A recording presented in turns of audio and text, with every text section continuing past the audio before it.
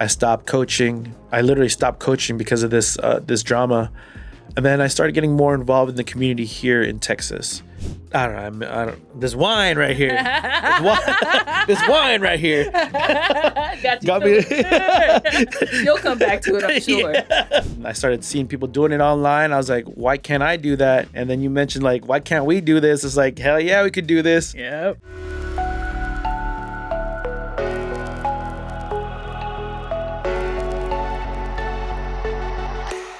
So, folks, welcome to Wins, Wine, and a little bit of strategy. I'm here with my friend Jay, and we're going to talk a little bit about coaching and making money online. Let's do it. Which, Jay, most people think making money online is hard, but I think we've seen the last couple of years that it could be really easy, especially if you stick to simple systems. Right. And really, it just boils down to having a niche and creating an audience, and then actually having need for the people in your audience, right? So that's what it breaks down to. So that's the simple part of it. But again, a lot of stuff that we're going to be talking about is a strategy and how to like create that.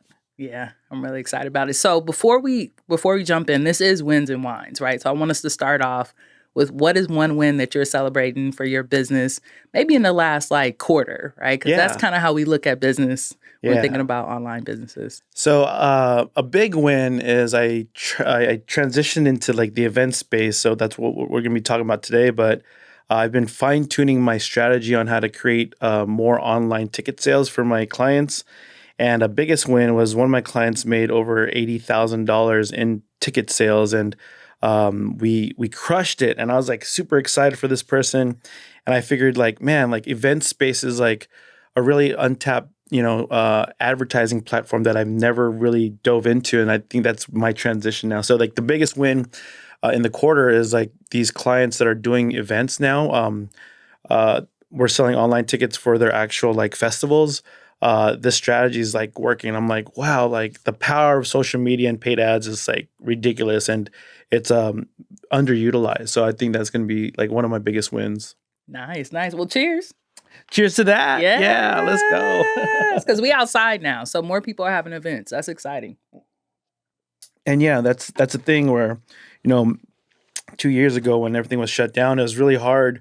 Actually, one of my clients that I was working with, like they had to shut down their event, and it was they took the L on that. But once things started to pick up, like events, people are going outside now. People are attending, these festivals, and it's just like people just want to be out. So it's been good to see a bounce back, leveraging all these strategies and whatnot. Nice, definitely. So for you, Jay, what brings you joy right now in your life, right? Because I know you recently, you went back to work. Yeah. You got this online business, but then you're supporting events. Like I always think it's important that people also know, like, between all the juggling, there's joy in our life. So what's bringing you joy right now? Yeah, you know what? I think moving to Austin, Texas has brought me tons of joy. And me and you were from Los Angeles, and it was just really tough, cost of living and whatnot. But I think the biggest joy that I can say is the biggest blessing that I've experienced in the past couple of years is moving to Austin, and really just having the freedom. It feels like freedom. I work from home. I have my 2 kids. They give me joy, and then now I have 2 dogs, 2 corgis. They give me joy. The people here in Austin are amazing. They give me joy. I was just hanging out with my neighbor the other day, and he just texted me and he said, "You want to smoke a cigar?" I was like, "Dude, that's cool." Like no one in LA would have been like, "Hey, bro, you want to go like kick it?" And neighbors too, because they're very to themselves. But here in Austin, everybody's so friendly, and that's what's given me so much joy this time of year and past couple of years. So yeah, it's great. Thanks for mentioning California. I think that's one of the places that I miss the most, being in the South. And I miss it because of, the amazing weather, but also the amazing wine, right? Which is why I had to get this for you. Yeah. When you were saying you wanted a cab, I was like, oh, Jay, you're close to my heart, because that's one of my favorite of wines as well, right? So it's a 1924. Nice. It's actually made in a bourbon barrel. So they let it sit for about 10 years. And the reason that they call it 1924, it's a limited edition wine, is because it was made during the Prohibition. Love it. So literally, this was a time when you and I wouldn't have been able to drink wine. For We would have either been like drinking it on the slide, sneaking to do it, or getting it actually from our physician. Yeah. And when I think about 1924, Jay, it's actually a time when you and I probably wouldn't even been able to start a business just because of the way that we look. So Right. I consider us to be a part of this kind of like prohibition of online businesses, Love like it. the way that we're able to do it and make it Oh happen. man, yeah, that's so cool. And yeah, I'm so privileged to just have some of this stuff, this great wine, and just be present here, just to kind of again, Evolve is from LA, and we've always just seen each other online, and I believe this is only our second time seeing each other, so just being here is great with you. It's awesome. Definitely. And we met in a mastermind, right? So I don't want people to just think, yeah, Jay is just anybody, but Right. but you're doing some bomb things. So tell me a little bit about how you help your clients in their business right now. Sure. Yeah. So what I do is I consult and I coach as well. So I help Filipino business owners leverage social media marketing, and that's through organic strategies or through paid ads. And that's how I kind of push either in the coaching program, kind of set their limiting beliefs and like have them break through, the things that they think that they cannot go through. That's kind of like my coaching side. And then once they start implementing the strategies, that's when things start to click and they start seeing results. And for my paid ads clients, I have a marketing agency as well. And what we do is we leverage, Facebook, Instagram, and now TikTok, which is crazy, doing ads on there. And we use all those platforms to kind of create ads and awareness, brand awareness, and also online ticket sales. So that's kind of like what I do in my business right now is helping businesses organically or even just paid ads, just depending on like what their situation is. Sometimes both. But yeah, that's where I use my knowledge and my strategies to help these people. That's bomb. And Yeah. and let's talk a little bit about money, right? Mhm. Because I think sometimes people think about online businesses and they automatically think that it's either a scam or people can't really do it. And I love that you went to the coaching first and the mindset, because I remember meeting you, and I had a negative mindset about it. I remember having a conversation. You were like, we could do this. Like, we Yeah. can totally make money just like other people are doing it. So tell folks, how much have you made online in like a month where you were like, whoa, is this real? Yeah. I can't believe this. Oh my goodness. Yeah, I remember one time I was on a roll, and in 1 month I made like 30 G's. And I was like, whoa, is this real? Then I was just like, it's because of the intentions of actually helping people. And I never really understood that until I started really giving a shit about people's success. And then, prior to, online coaching is all about the money. It's about the money. It's about the money. But when you actually really give, your full intentions to be like, hey, man, I have this thing that can potentially help you in your business. Only if you want it, take it, and I'll guide you through it. And that's like kind of my goal for you for the next 3 months of coaching you and whatnot. So that was kind of like my thing, is that really just having a heart to help them. And then organically, like your bank account starts rolling up and you're just like, is this really happening? And that was probably the biggest months. And, over the course of like just coaching, like I've created like a 6-figure business. And I was like, wow, this is just really selling knowledge of the people who are seeking the stuff that you have. So that's really where I never thought like, online coaching would be my thing.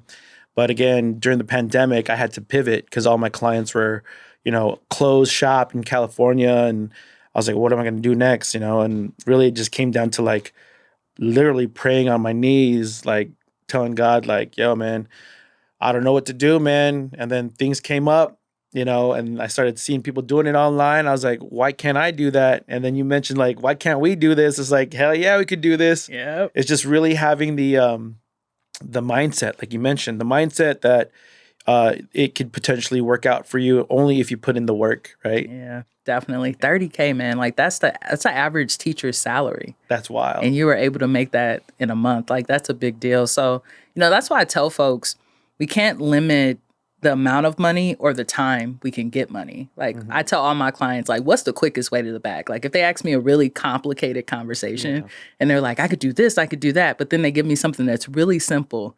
I'm like, that sounds like that's the quickest way to the bag right now. Why don't you go for that? But I think especially folks of color, we have been taught we have to work hard for money. Right. And, grandmothers and mothers telling you that. So when Yeah. you get an opportunity to make something easy, sometimes it could just be a little scary. And I know for me, like, it's just like, wow, sometimes I look at the money and I'm like, I'm so thankful. But also, like, the scarcity will take over. And I'm like, I'm really nervous that I'm just going to lose all of this. Yeah. And I mean, there's been a point where I saw so much money in the bank account. I was just like, I'm a splurge. Ball out. Right? It's balling. I'd be like, oh my gosh, I got all this money. Like, what do I do now? But that's where like the mindset and control really comes in, right? I remember like, when I was saving up all this money, I had goals for that money, which, these goals, a little quick backstory. I had my office, and my kids, we drew out this kind of like a meter. And the meter was like, it had like 5K, 10K, 15K, all the way up to like 50K, right? And that meter, they helped me draw out. We would always kind of like, color in the meter until it goes all the way up. And that meter was like a goal for me to put a down payment for a house, which I got a house in 2 years here in Austin, Texas. So that was really cool, right? So we could ball out doing all this online money stuff, but making sure you put that money in places where it can actually make more money. That's kind of like the trick. There's other people that are out there that will make the money and just splurge and, they have nothing to show for it. But, people like you and I, we invest in things to actually help our money grow. So that's kind of a little thing that I like to share. It was a really, really cool thing. Yeah, you were able to get that down payment for that home. And, it's so powerful when you invest the money. It's right now, it's interesting time in the economy, right? Because we got a recession that they're not really calling a recession. Right. We've got the crash of the NFT dummies. That's what I'm calling it, at least, right? Because there's a lot of people who spent money on NFTs and things that just didn't really make sense. Not saying that some people didn't make money, but a lot of people are losing money. So I was actually looking online recently, and our old coach, Michael Chu, had posted that it's all this wild stuff on Facebook Marketplace. And it was like literally like a weight set, a teddy bear, and a helicopter next to it. Right? Someone's selling a helicopter on Facebook Marketplace, and people are doing that because they over leverage things that they really didn't need. Oh my goodness. Right? So you're going to see Ferraris, you're going to see all these things pop up. So it is a good time if you're a buyer, you got a little extra cash, you can get some really cool stuff now. So let's pivot a little bit and talk about something that happened to both of us, right? Yeah, let's do it. We were in a coaching program together, 7-figure CEO, amazing opportunity, and our coach sold the program. Yeah. And I remember, number one, I didn't even know you could do that. It was a moment where I was like, you can sell this thing and make, like, That's that was pretty wild, right? It was a whole nother thing. But as a client, I had a lot of emotions. And I'm just wondering, you and I, we've kind of talked about it online, but never talked about it in person. Yeah. One, like, what drew you to 7-figure CEO? And then two, how did you feel when we got that message that, it was going to be sold and it would be totally different leadership? Yeah. What drew me to it was because Andrew Cruzy, he was one of the mentors that actually I started in digital marketing, and that's where he started. And then I started seeing his posts about, his coaching and teaching people to do things. And I started in one of his other programs, which is like his lower tier, which is Group Growth Monetization Program, GGMB. And basically it was helping like people grow their Facebook group and then monetizing that. I was like, oh, that's pretty interesting. So I took that course, and then I went into the next level one. I think that's where you and I were in, Authority Accelerator, whatnot. And then that's where I started seeing like 30K months. And I was like, oh man, that's crazy. Like, and then they had the higher tier one, which was 7-figure CEO. And you got all these people talking about like making 200 racks every month. And I'm like, man, like if they're making that, I want to do that too. Cause I felt like the growth from, the tier 1, tier 2, and now tier 3, it's like, all right, cool. Like, this is it. Like, this is my calling to be a coach. This is, like it make an impact for my community and whatnot. And then all of a sudden, new leadership came, right? So what drew me to it was actual, success through other programs that I was in. But 7-figure CEO, as it was sold, like not even in the middle, huh? Mm-hmm. It was like sold like maybe 3 months in that we were in. And then it was very shocking because we're like, yo, what's going to happen to the dude who was teaching all this stuff? And like, who the hell is this dude coming in, Mm-hmm. doing all this? Like, it was all like, it was so hard to like really wrap in my mind. I'm like, okay, well, do I stick with this and kind of trust my instinct and roll with the flow with this new coach, or do I just say, "Yo, give me my money back, man"? Because Real talk. I don't know. Like, I don't want to. I paid for you, not you, to sell the shit. And now under new leadership, although Michael Chu's a great leader, he knows his stuff, and but is really tough because I was really vibing with the seven figure CEO community. Yeah. And that's what's really important for anybody that's looking into coaching is that, you need to vibe with the people that are actually teaching you. Because for a new cat like Michael Chu to come in, it was a slow crawl to like, okay, I get it, he gets it. But like, I was already in momentum, right? And we were already in momentum. Mm-hmm. And to see that leadership change, it was so tough.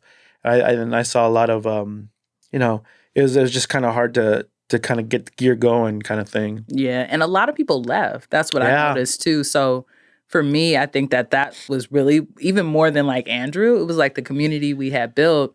It was like 50% left, right? Yeah. And what I really enjoyed about Seven Figure CEO was like CEOs who were doing different things, right? Right. I mean, we didn't just have, Michael Chu is very much invested in fit pros, Fitness, right? yeah. Fitness, where we had some fitness folks who were in Seven Figure CEO, but we had like physicians doing things. We had digital Real estate marketers. people. I'm a speaking coach. Like you Yeah. had just all these Diversity. So the diversity, but also the ability to cross affiliate was there, right? Because it'd be like, okay, you're a book coach. All of my speakers want to learn how to write a book, right? Yeah. Like we could really make money together. Yeah. Where I felt like some of that momentum stopped when it Yeah. shifted. Yeah. And but I was hoping for the best, but I made the best out of it, and that's the only thing that we could have done. But then things happen, we live, learn, and then just move forward. Exactly. Yeah. But I'm thankful for the experience because Jay, really, number one, I got to meet you, and I feel like that was one of the big friendships I got out of it. But number two, I learned that you can sell this puppy eventually, and I don't think I went into the business with an exit plan. Right. So if anything, like seeing Andrew burn out, which essentially is why he had to sell his company, I think it taught us all a valuable lesson about like not putting all our eggs in one basket, Right. and how important it is to have an exit plan or a plan of just like, I don't feel good plan, right? Yeah. Or I get hit by a bus plan, something Yeah. that's going to help you to keep your business. So for you, when you're thinking about investing in coaches now, like what do you consider? Like what's the top 3 priorities for you?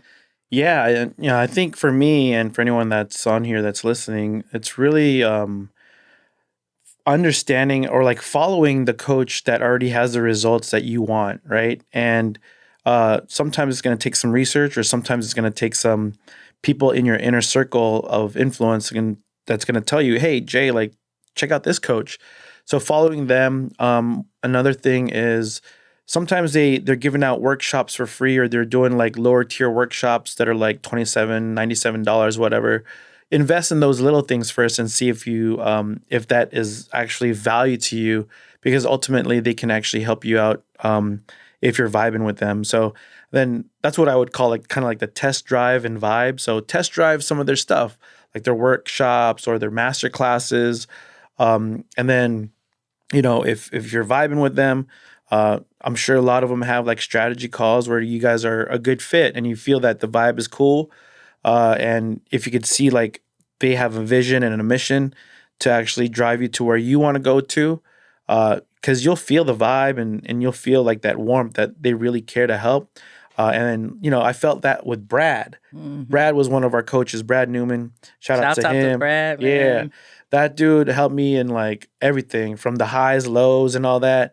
But he was a cool dude who really cared about like your success. And when you feel that, you're like, oh, this is a coach that I can trust. So really just market research or research the coach that you want. Test out their things that they're doing. Sometimes they have like challenges or free things or workshops. And then just getting on a call with them and seeing how they can actually create a path for your success. And if they can show you that, and if you can, feel that and hear it and see it, then, pull the trigger to kind of go with this coach and invest in yourself. And then that was like probably the biggest lesson in my, years of business, is that I've never really invested in coaches. And I was like, man, like the more that I've invested in the right coach, I actually 10x like whatever I invested. So the people who are like on the fence of like hiring coaches, like they're there for a reason, right? The Michael Jordans, the Kobe's, and all that, they got coached by the real dope coaches like Phil Jackson, and those are the people who guided them. So coaches like Evolve or myself or other people that are out there, they have one thing in common. They want to create an impact not only in you, but also into their community, and just kind of like really serve and love everything that they do. So that's where I see like the biggest thing in coaching is that invest in it. It's life changing. It really can be. Yeah. And, so many people call it a scam. Yeah. And it's so interesting to me that coaching's a scam, but college isn't a scam. Man, that's wild, right? And I can definitely say that I've made more from what I've learned from coaches than I've made from what I learned from the 3 degrees that I got into college, right? So I think what's important, I love, Jay, what you mentioned about really interviewing your coach. And a lot of people don't do that. So then they end up working with people and I didn't know this, I didn't know that. You should ask them, like, what do you do when you have a challenge? Like the strategy calls that you're having, which essentially are sales calls, shouldn't be just one-sided. You should be. So I always appreciate when I'm on a call with a potential client and they ask me about my process and how I feel and how I make it through difficult times and just, some of the mindset stuff, because that tells me they really want it to be a collaboration and not just a transaction. And that's so important. 100%. Like, that's the amazing thing. So, Jay, you had a headache client before. Yeah. And I've had a couple of headache clients, but your client tried to almost like banish you from like being able to support any other Filipino business in the world. So can you talk a little bit about like what happened with that client? Because I know some people are watching this and they're like, yo, I want to be a coach. Like, I want to make $30K a month. Like, they're listening to this and we can get really into the luxury of it. Right. But some clients can be headaches and they can almost destroy your business. So what happened with your particular client? How did you navigate that, and how do you feel about it now, right? Yeah, this is really crazy. Like, I had a crazy client, like you mentioned, very headache. But, in the beginning, as I was coaching, like, I was just, taking people in that wanted help, like genuinely just taking people in. And this one lady, she, was in my coaching program, and she would always like, text me and asking me for help and all that stuff. And, being a new coach, I was like really excited to help people, to the point where like my wife was like, yo, man, like, you're always on your phone, you're always helping people out and stuff. Like, where's me time? Da, da, da. I was like, all right, cool. Like, I get it. But this lady was always like, asking me strategies and all that. And I would give it to her, like, because, I wanted to help. And, you'll come to find in coaching, you really need to kind of pre-qualify these people. And that's a lesson I learned in this. You need to pre-qualify these people before putting them into your program to make sure that they're a great fit. Because if they're going to be, you have to set the boundaries, right? Yep. Like, you can only text me at this time, or you can only do this, whatever your boundaries are, because there's some people that are actually going to milk you or squeeze you to the end of it, even to the end. When the program was already done, this lady was still trying to squeeze me. And, during the time, like, the program was like, a couple G's or whatever, less than maybe a couple G's. And this lady had like the audacity, because like, I guess she wasn't getting the help anymore, because, your coaching program ended. And if you wanted to, continue coaching, you got to pay. Just like if you're hiring a weight training fitness instructor to help you, your term's up, you got to pay for the next 3 months, 6 months, whatever. And then that's kind of how I saw it. And her term ended, but she still was like, kind of like, yo, man, you got to help me. And then I was like, well, if you don't want to invest, then I can't, because my time is valuable. So then she goes on to a Facebook group that I was on and she was on, and she blasted me in the 50,000 Facebook group, where 50,000 people? 50,000 people. Oh, wow. In a Facebook group. And she said that Jay's a scam. He took my money. And dude, I helped this lady make 10x her money. And I was like, yo, for her to do that, that's kind of like shady in a way. It was like, man, I was there in and out of your business from the start to the finish. And, it was to the point where like I would take screenshots and then of like, I was going to like say, no, like, here's my proof that I helped her out. But I didn't want to do that and show the community like what I was doing to help her. So like what ended up happening is that it kind of scarred me, like literally it scarred me. It brought down all my confidence. It brought down my business.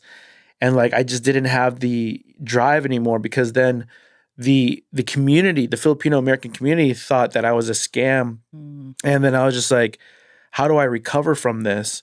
It was so bad. Like people would write comments and there's like hundreds of comments like, Jay's a scam. You should get the FBI on him. You should, Oh, wow. that's why he moved out to Texas.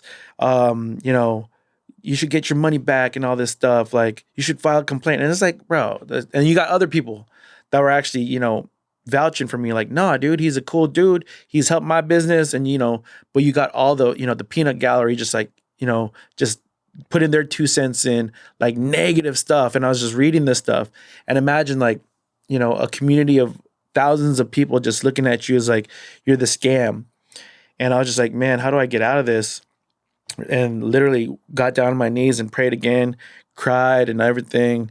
And I said, God, like, you know, what am I going to do? Like, and this was a transition when I was already in Texas. And then I was just kind of like, you know, left in tears. And I was telling my wife, like, man, I don't know what to do, babe. And she was just like, well, you just stick through it, Jay, and whatnot. So shout outs to her because she's the one that actually kind of kept me, you know, afloat or kept my spirits up. But during that time, it took like a year in healing. Mm-hmm. I stopped coaching. I literally stopped coaching because of this drama. And then I started getting more involved in the community here in Texas. I said, you know what? I'm going to start from scratch and I start my own community here. So then I started coaching again. And then I started a Filipino American Chamber of Commerce here in Texas. I've seen that. So yeah, man, I'm the president of the chamber here, and you know it's really cool. And then it's all leveraging the social media stuff, right? I built a community online of Texas Filipino people, and I said, and then I soft launched, hey, we're starting a chamber, and then we fully launched in August, and now we have about 50 members now. But again, like I was down and out. This lady just put me out, and it made me feel like the smallest person in the world. But you know, just having the support system, and I think we were in communication during that time, and I was like, you know, this is what I'm going through. Yeah. And then making sure that the people that are there that kind of help kind of push you through this, that was kind of like the best thing, is like making sure that your circle is right, and then, you know, the people that are there to support you, but also still believing that, you know, there are other people that are going to actually want your service or your coaching. Don't let this one little, you know, headache of a client mess everything up for you. But a lot of that stuff I got, you know, went through was just a learning experience. Yep, exactly. So yeah. Exactly. And I remember when you were going through it, Jay, I remember, you know, talking to you in Messenger, and you were like, you know, I think I just need to take a break. And I remember saying, do it. Because I think if you wouldn't have taken the break, you wouldn't have been a really good coach. And I already knew you were a really good coach. So it's almost like you're going to mess with the product if you try to continue with a bitter heart. And, you know, then you're like trying to like post all these like testimonials. Like it would have just been a different energy. And I don't think you would have attracted the right clients. But that really upset me. And it was one of the moments where I sat there and I was like, how do we protect ourselves as coaches? And really, there isn't a lot of protection. I mean, you can have liability insurance, you can have contracts, you can have so much, but that's why the qualification is important. But also, even when you do that, you might just find some people who you're just not aligned with. Right. Yeah. It was a tough, kind of tough season in my life, but, you know, got out of there, dug through it, and, you know, felt the healing. And once I started meeting people here and started like getting myself in, you know, bigger, better circles, you know, it fades away. Exactly. Right? So, and you're doing something that has more purpose now. Oh, you know, 100%. Being able to start that here, and then the things that you're doing with events. So I want to talk a little bit about this, y'all, because one, events are powerful because you get to meet people that you've probably been meeting online, or you get to meet more people online.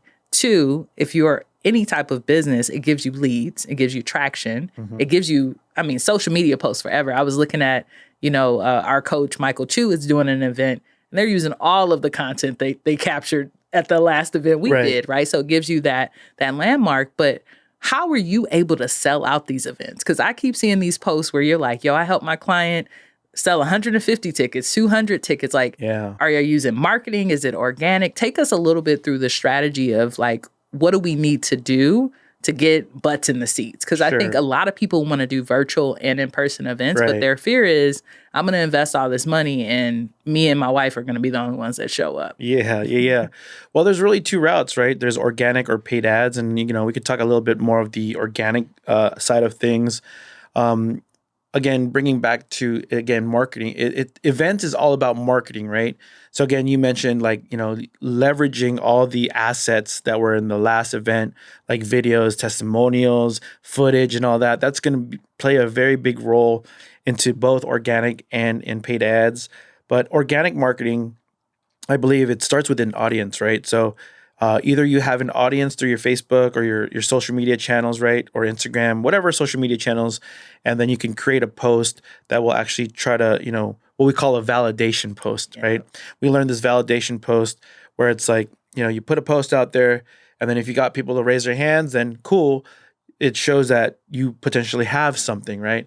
And one of the biggest mistakes people have in when they create events or master classes or whatever is that they start creating all the deliverables before seeing if it's validated. This is the way that we were taught, was like, you have to validate first before you start putting all the sweat and all the work into to actual deliverables. But to start, you need the audience organically, and then you need to validate. And a quick, simple strategy is using these 4 words, if I, and then would you, right? So just for example, like if I was to do an event, if I were to do a masterclass on how to actually create, to get 3,000 new followers in Facebook in 1 month, would you be interested, right? So validating in that way, using those 4 words, if I, would you, that's going to help validate. And then if people are commenting, yes, I would do it. Yeah, like give me more info. Then it validates that there is an audience that actually is interested in joining your event, masterclass, whatever you're doing, right? So if I, would you.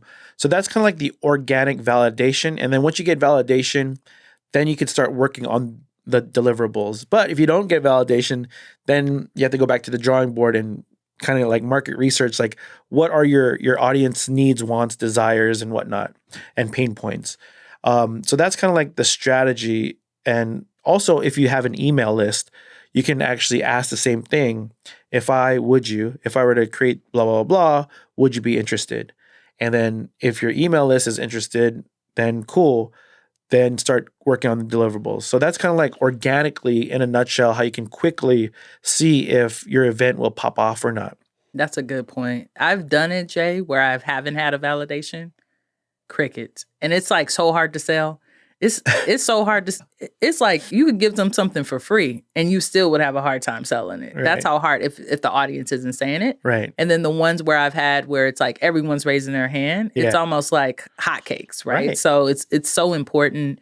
And I think there's some cool ways people are doing it, right? Like I think people are validating that definitely through posts. Yeah. But even through live video, which you're really, really good with, right? And if you see people coming to a live video about a particular content, like let's say you're talking about LinkedIn all the time and you got people showing up every time for that, most likely if you do a master class about it, you're going to get that same audience. So I don't want people to think, I know a lot of people see the mission post and the validation post and they might be thinking like, I don't want to be that other person. Right. You can use it in the other ways that you're doing it as well. So paid, is it the same or are we creating an ad? Oh, this is good. Yeah. Okay. So it gets really, this is where we get into like the real cool stuff. So paid ads, I'll use my client in Las Vegas, for example.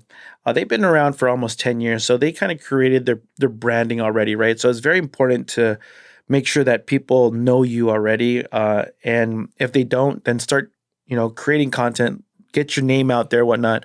But again, this client has been in business selling tickets for a food festival out in Las Vegas. And I've been marketing for them for quite some time now, maybe like 5-6 years. But paid ads really is leveraging all their assets, meaning like we're doing Facebook. So they have a Facebook group of like 70,000 people. So not a Facebook group, a Facebook business page. So the cool thing about that is we'll use Facebook, for example, as a platform. We can actually extract all 70,000 of those people and create what we call a custom audience. So we can create a custom audience just based on those people and then start showing ads to those people. And then same with Instagram. Facebook owns Instagram. So we can create a custom audience. And the cool thing too is that you can create what we call a lookalike audience. So people who look like the 70,000, you can create, I believe it's 2.7 million people in the nation. But if you're just marketing to like a 10-mile radius of your event, that shrinks down to maybe like a million or whatever. I don't know. But it gets all that data and be like, all right, well, I have all this data. Let me create a lookalike audience of the same people you're trying to attract, and it'll actually look for it. So the algorithm or whatever the thing is, it's smarter than us. So it starts looking for these people. So we create custom audiences based on that. And then also creating an event, right? So in Facebook, you can create an event. And when you create the event, it has all the details about the event, blah, blah, blah. But that's what's going to help kind of drive traffic for people who are interested, right? So I'm sure when you see these Facebook sponsored ads and says, event is happening right now in Austin, Texas, a barbecue thing, whatever, right? And then you're like, and then people click interested. That click, we can capture that click. So we can remarket to these people. So then the other strategy is create the event, and then behind that event, throw some ads on that event. So wherever you're marketing, say 10-mile radius, that event's being showed into people's feeds or Instagram or whatever. But the minute that they click, we can track the people who are clicking that. So then you create this now warm audience of like the people that are interested. So leading up to the event, you're not going to make any sales like until the last 3, 4, 5 days of the event. People purchase last minute. So just kind of keep that in mind that if you don't see sales, during the process of you marketing, it's normal. Mm-hmm. And that tripped me out in the beginning. And I was like, why? And then, clients would be like, yo, man, ticket sales are not going as we should be selling 75 tickets a day. And I'm like, yo, man, my experience from this event space is that you're going to still have the looky-loos that are just like interested. They're clicking. All we're doing right now is like data collecting. So like everybody who sees this, everybody who clicks, or everybody who's doing something, just wait, bro. And then at the end of it, that's where we can dump the money, like scale the money up to just remarket to these people, right? So another strategy, this is really cool, is you do video marketing. So in these platforms, you can upload a video. And the cool thing about video, so for instance, if you had an event from a last previous thing and you're showing recaps and testimonials and all this stuff. So like the cool thing about video ad marketing is that you can target people who watched a segment of that video. So it could be 3 seconds, 10% of this video, 50% of this video, 90% of this video. So then what ends up happening is that you retarget the people who watch, for me, it's like 10 seconds. Because, you're on your phone, and if people are on their phone for like 10 seconds, they're kind of interested, right? Yep. So then what ends up happening is that all it's doing right now in the beginning stages of marketing is it's just collecting the data, right? Getting the people who watching, getting the people who are clicking, getting the people who are engaged in the post, whether they're liking it or whether they're commenting. So all that is captured during this, kind of like first phase of marketing. And then there's also like engagement posts, right? Just kind of showing like behind the scenes what's happening, and then just running ads on that. So typically there's like really 4 different types of ads that you're running. One is the event ad, the video ad, an engagement ad, and then what we call a traffic ad. So the traffic ad is where we're actually driving the traffic because they saw all this cool stuff that's happening, what the event's going to be about, all the testimonials, all the engagement that's happening. The last one is traffic ad. So you get all that data that you collected in, and I would recommend at least a month and a half in marketing because it gives you all that time to market in your local area. Grab all these people who are clicking, and then boom, at the, during and at the end of it is what we call a traffic ad. This is where we're driving the traffic to the people who actually engaged, right? And you just hit them hard. And this is where we're spending like thousands of dollars. But the thousands of dollars are making like tens of thousands of dollars. Mm-hmm. But because they're hit hard at the end of it and the event is actually coming closer, these are where the last minute buyers are like, oh man, like I need to purchase my ticket because I've been seeing so much of the marketing. I got to get my ticket now. And that's how we actually create kind of like the I guess the strategy is like a lot of it in the beginning is more brand awareness and letting people know. At the end of it, the last week of it is like where you hit them hard, like buy your tickets now, right? So that's where like the beauty of this whole event marketing happens, and it's like wow, and then seeing the results Yeah. is crazy, and getting the feedback from my clients is like, yo Jay, whatever you did, man, blew it out of the water, right? Yeah. So these clients of mine are super happy. And a lot of this stuff doesn't just apply to events. Like I'm applying some of these strategies for my clients that just own restaurants, brick and mortars, like just to like drive the traffic to their business. And it's wild that using all this can help a business owner. And ultimately it comes to that. When you have the heart to help a business like, scale up to where they want to go, like that's all I care about. Exactly. That's all I care about. So that's what it is. Yeah, that's so cool to hear, because I'm the person that's the clicker. So, I'll see events happening that, oh, we could do this for date night. And then I noticed that it's leading up. It's like 2 days before it. And it's everywhere. I mean, it's on my Instagram. It's in my email. I'm getting ping, ping, ping. And that's you on the other end. Yeah. Here you go, buddy. Here you go. Shooting it at me. So let me do a little coaching with you because something that I'm working on right now is I'm going to be doing 5-day challenges. Sweet. Right? So if I was to hire you and we wanted to get as many people as possible, it's going to be a paid challenge, probably going to have like, tiered pricing. General pricing will probably be $47. We'll move it up to maybe like $197 for a VIP. Nice. And then we might have like a gold ticket that's like VVVIP that, nice. People end up getting marketed to after they've purchased a ticket. Yeah. If I wanted to bring 100 people a month to that particular type of event, how would you help me do that? Well, one, we can try paid ads, but I think the best bet for you is probably leveraging other people's audiences, because then it becomes free and then you start creating collaboration where it's affiliate now, because there's some coaches that might have your audience already. So why work harder for that? Kind of just break bread with them. Yeah. Hey, can I, introduce my 5-day challenge to your audience?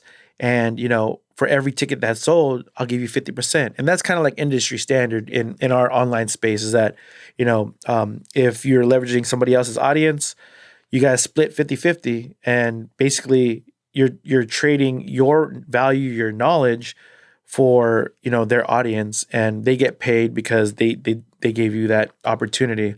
So I would say that was probably be the first thing that I would say is find other people that have your audience.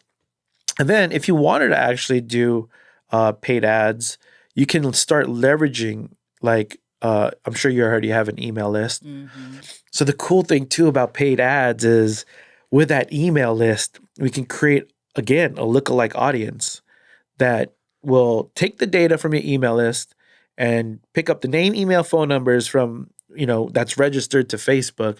And it'll be like, all right, give me all these people's behaviors and their interest and show it to other people that look like them. And then boom, run the ads, right? You could do it that way too. And there's another point that I was going to make that you can also leverage, what is it? I don't know. This wine right here. This wine right here. Got me. You'll come back to it, I'm sure. Yeah. But what I love about you, Jay, is a lot of coaches go straight for the money. Yeah. This is how you can use money. And you always say, let me give it a little bit more simple for you. Let's start here and see if that works. And then we can also do this to double down on it. Right. Because I figure with your strategy, I'm saying 100 people. Shoot, with your strategy, I'll probably be able to do a couple hundred people, right? By being able to do it that way. So I really appreciate that. So, I know you got things to do. I got things to do. So we'll wrap this up soon. But I really wanted to talk to you as we're closing things about what do you suggest for new business owners who are wanting to get in the online space? like what would be the first thing that you would say that they need to do to step their foot in? And I know, you could say get a coach, but what's the very first step that you would give? And maybe it's a step you didn't take, right? Because I know there's some steps I think about now and I'm like, oh, I wish I would have done that. I wish I would have done this. But yeah, like what's your sermon for the new online business owner? Yeah. I would say, and I've been thinking about this, of actually teaching this strategy, but for new online coaches is that you have to have the passion.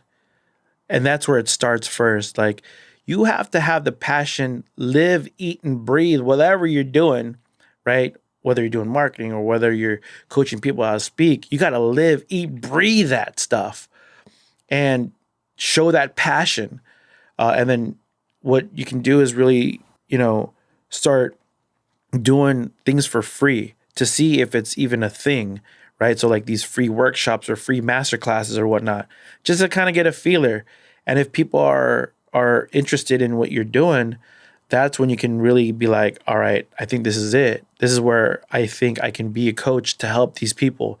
Because again, coaches are there because they already been through the success that you want, right?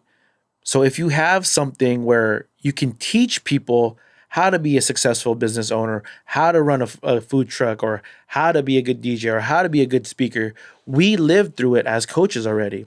So understanding that you have something that you can give to people, and if you know in your heart that you can deliver that, then you can become a coach, because there's a lot of people that might be looking for you as a person to deliver that for them or to help them out. So as a coach, you have to have, one, the passion. You got to live it, eat it, breathe it.